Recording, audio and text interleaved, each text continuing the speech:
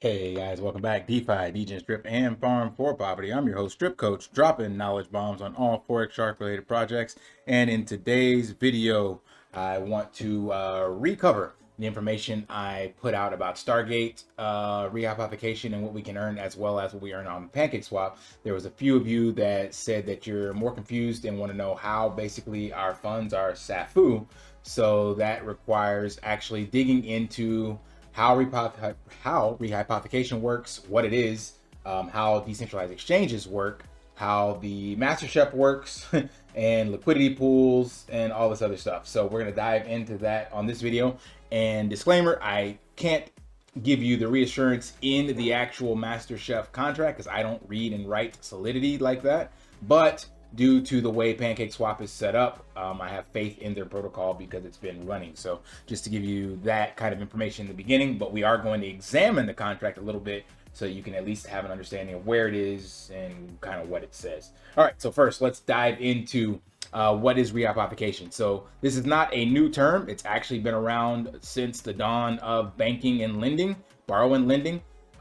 In short, it's basically the reuse of collateral that someone has put up to gain access to a loan. So say you wanted to get a loan for a house, you would then put up your house as collateral. So the bank basically will be saying, okay, if you want this house, we see how much it's worth, we're gonna give you this loan for it. And now they technically can borrow against your house, because if you don't pay the loan back that they gave you, they get their money back because of your house, right? But now they can use this house as collateral to get a loan for themselves. So they now have acquired assets out of thin air. That is exactly what the central bank does and how banking works. And then they can go use your collateral and give it out.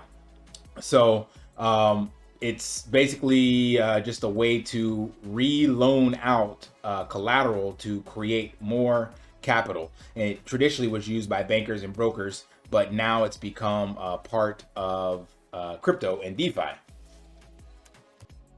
Now, inherently in the traditional financial world, the risk associated with it is that no one knew how many times that collateral was re-loaned out, or if it was loaned out at all. And often it's in the terms and agreement. And technically, what I mentioned in another video, whenever you put your money in the bank, the terms and agreement basically are saying that the bank now owns your money, and that they just owe you an IOU. That's what we're seeing now unwinding with FTX and what we've seen before with other centralized exchanges, because they are taking on leverage, loaning out your capital. And they're going to show you how DeFi doesn't allow for that to happen. So that's where we are in a little bit safer place. So there is some risk associated with rehypothecation, but the way that things are set up for us, it is the least risky of the ways to use your collateral, and we'll dive into that.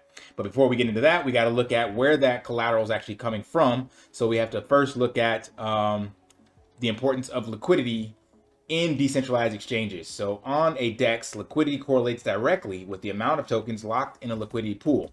If a token lacks liquidity, holders may not be able to sell their tokens when they wish.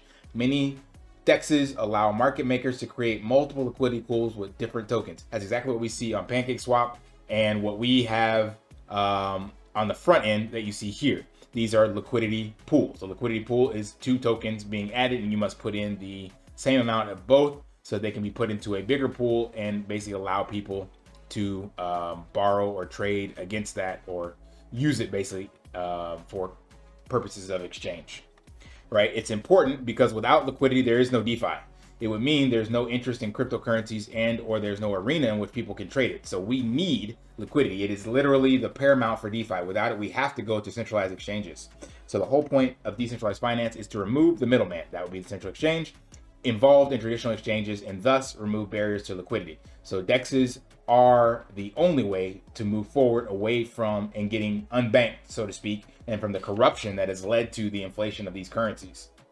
So don't underestimate the power of liquidity. We actually need that, and people providing their liquidity is essentially the way that our initial money trade and barter systems got created. You grew plants, those were your liquidity. You took those plants to the market, and then you exchange them for goats or for eggs or for, clothing, whatever. You are providing liquidity to that market there to make exchanges of all that stuff. And maybe somebody owned that market square, and you paid a small booth fee or whatever the case may be. But liquidity has been around for ages, and it's needed now more so than ever, right? So how do liquidity pools work? Liquidity pools are designed to provide a near continuous flow of liquidity for traders. Liquidity providers are incentivized to add tokens to liquidity pools because they receive rewards from transaction fees.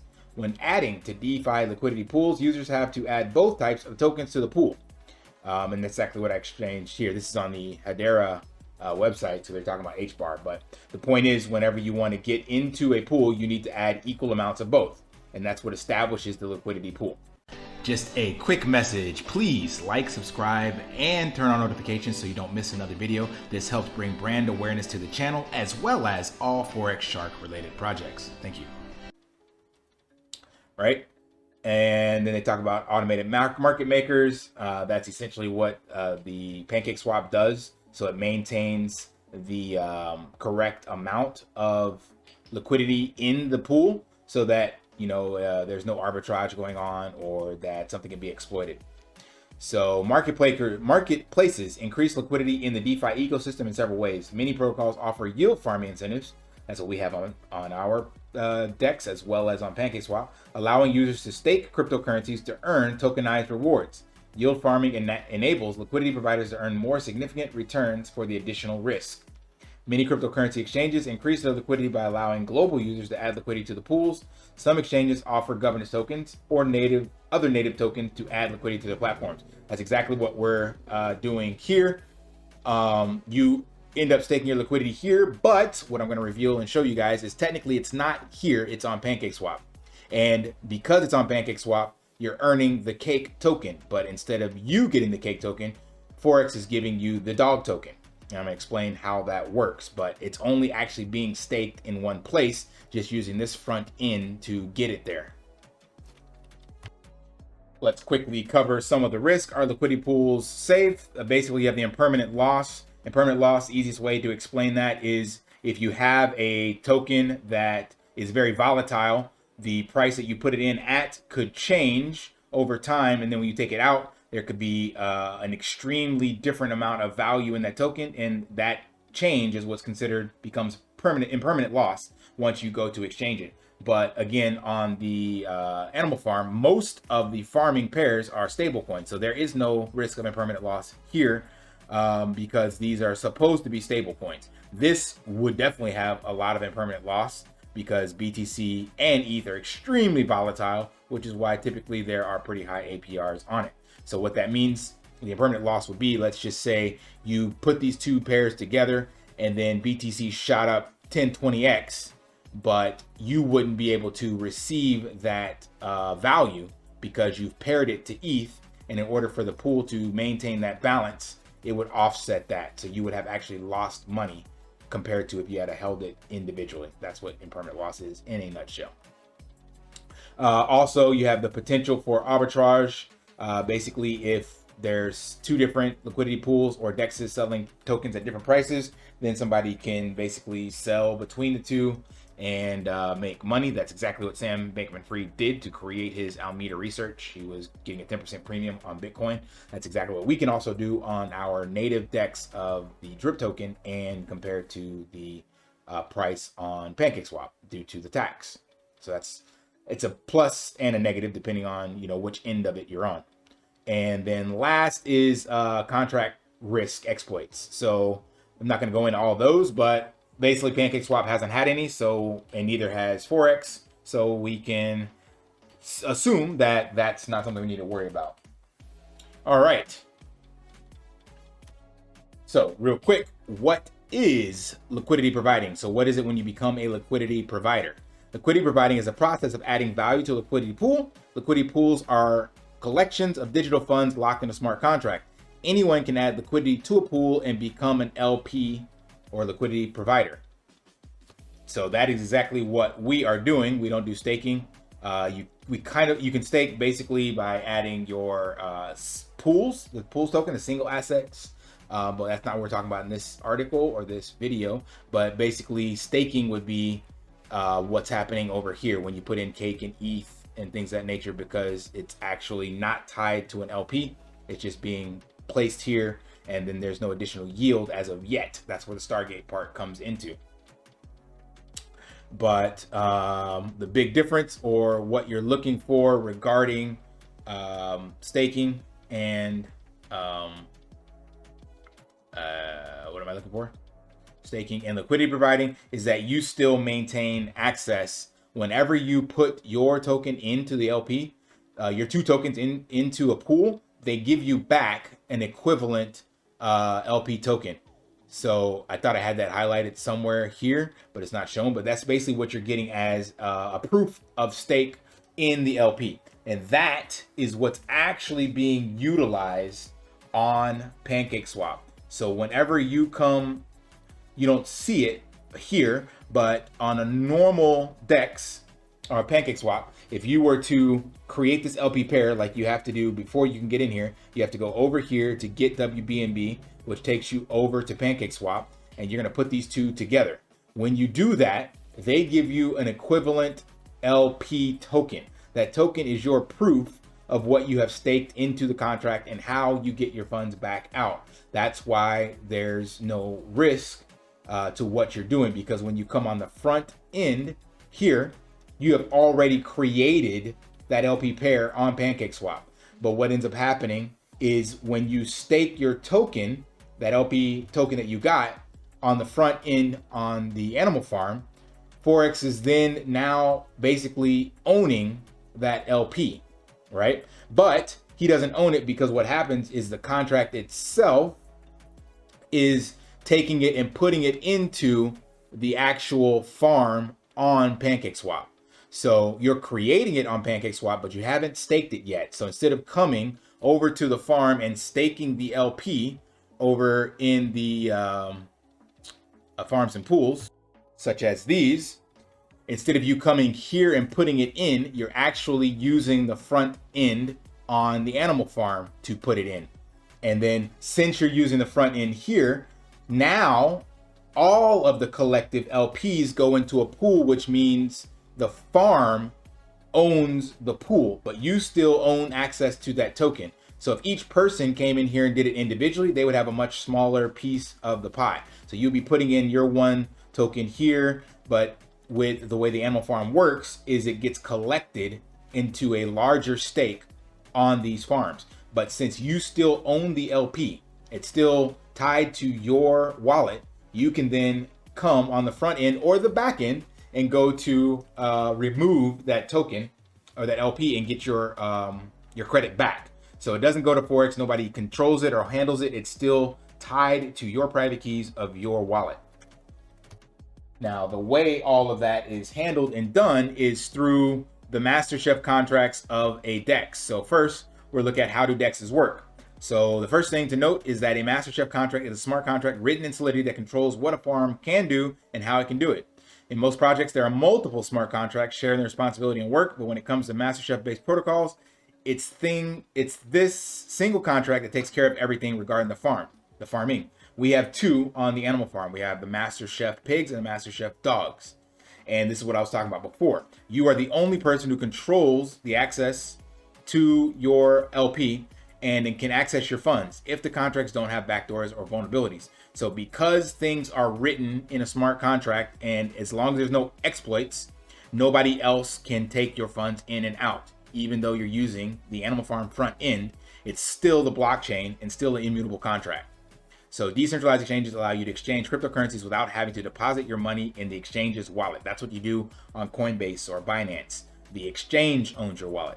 Instead, you deposit your funds into a smart contract. And that contract is immutable. And once it's been audited and you see that, and everybody knows that, that's why PancakeSwap hasn't had any exploits. You don't have any issues. Liquidity comes from liquidity pools, which are pools to which users can deposit funds for specific pairs and make funds available for the protocol. People who have deposited funds to the liquidity pool get LP tokens for that specific pool. That's what I was talking about before. So you're putting in BNB and BUSD, and you get an LP token that shows your percentage of ownership of that pool. If they ever wish to get their funds back, all they need to do is give back the LP token. And remember, this is owned by a smart contract, not somebody else owning the contract or owning the keys. So there are some vulnerabilities with smart contracts or master chefs. If the dev who created it had a compromised account and lost the keys to it or something like that, then it can be changed. That's why Forex, when we had this launch, said he had to be involved because he was the only one that had the keys to the account. So if you trust Forex, then you don't have to worry about any exploits or anything like that. But once he burns those keys, that's again what makes this even more valuable on the animal farm, is that he actually can burn the ability to change. Remember when we migrated from V1 to V2, it was already immutable. There was nothing that could happen. We had to actually give him our dog's tokens so that he could take that liquidity and create a new one. So there is no risk once the keys have been burned to make changes. He leaves the ability to forgot what part of the contract, but it basically no exploits, but it's things that can be changed like the multiplier and stuff like that. Master Chef forks. So another thing is that when all these were forked from like Uniswap and SushiSwap, the owner of the contract may change emission rates without any limits. If the account is compromised, however, an attacker may set a very big emission rate, which would lead to devaluation of token. Forex removed this vulnerability by creating the dynamic decentralized control algorithm, so supply algorithm. So that automatically adjusts the emission rates, and he doesn't touch that. That gets adjusted by the contract. So again, he saw all these vulnerabilities that existed in dexes and found ways to plug them using decentralized code. Last is identical farming pools. We don't have any of that. And let's see. Conclusion: Master Chef is a single smart contract used for farming yield by providing liquidity indexes. Unfortunately, it has some certain flaws that can be fixed during use, but only if users are aware of them. And that's exactly what I explained that Forex has done. All right. So now let's get into the PancakeSwap Master Chef. So that's what you really want to know. So I can't read this contract, but PancakeSwap has bug bounties and everything in place to try to find these, and it's been publicly available, I think since 2020, and no exploits or vulnerabilities have been found. So the code is literally on GitHub, and you can see it. That's why it was forked. So having public, transparent code is what actually keeps this kind of operating the way it should, because anyone can see it. And then there are always good and bad actors, but the good ones will report any exploits, vulnerabilities, or whatever. And we haven't had that happen with PancakeSwap. And so all we did, or all Forex did, was literally take the Master Chef contract. It shows it all here, and you can fork that code. So we have here the PancakeSwap Master Chef contract on BSC. So if you were able to read Solidity, you'll be able to understand how this actually works and what's going on behind the scenes. And then you can also compare the Master Chef Dogs contract to the code of the Master Chef PancakeSwap contract. So that's where the reassurance that all this is operating smoothly and that there are no additional risks. There are always risks of, say, the blockchain falling or collapsing, or something else like some kind of exploit that wasn't seen. But for the most part, from what we've seen before, there are no vulnerabilities in this model for a DEX. And again, you still maintain control of your keys and the LP that you created. So you're not creating an LP here. You have to come over and create it on PancakeSwap. And then instead of you staking it into the farm on their side, you stake it on the front end of our side, which allows you to earn our native token, as I mentioned in the other article. And then all of this getting staked on the front end gets pooled into the main farm here. So even if every single person ran to the back end, like let's say the Animal Farm website goes down, the UI is down. If every person runs to the back end and unstakes, it does nothing to the Animal Farm. It will continue to run. The only thing it does is there's no more cake being created on the back end, and there means there'd be no payouts to the pig pen. So there is no vulnerabilities in regards to rehypothecation and leveraging the collateral, because it's not actually being leveraged. In a small way, I guess you could say that you're getting the dog's token because he's giving you a token even though you're not staking here, because that stake is being added to PancakeSwap. So that's where the leverage is being done. It's in the dog's token, but that's what the vesting model does with the taxes. So he's removed that. So even if this gets inflated at a high clip, you get a bunch of dogs, there's vesting on it. So that stops the dogs from bleeding out as it would on a normal DEX that just mints out tokens blindly. And that's also the decentralized, dynamic, decentralized supply control algorithm does. So Forex has done an amazing job patching all those vulnerabilities. And again, you can be reassured that you still own the keys and therefore own your crypto. So hopefully that explained it. The best breakdown you could possibly get is if you could actually read Solidity and understand how your the pool IDs tie to your user address. But unfortunately, I'm not skilled in that. But hopefully I gave you guys enough information in this video to quell those fears that you had. So if you still have more questions on that, let me know, and I'll be happy to try to break it down a little more. But this is about the depth of my knowledge, so I hope it made sense for you guys and wasn't too complex. If it did, you know the drill. Smash that HBO special, help a brother out. Let's get to 3,500 by the end of the year. That'd be nice. And until next time, lift daily and achieve your impossible. See you guys.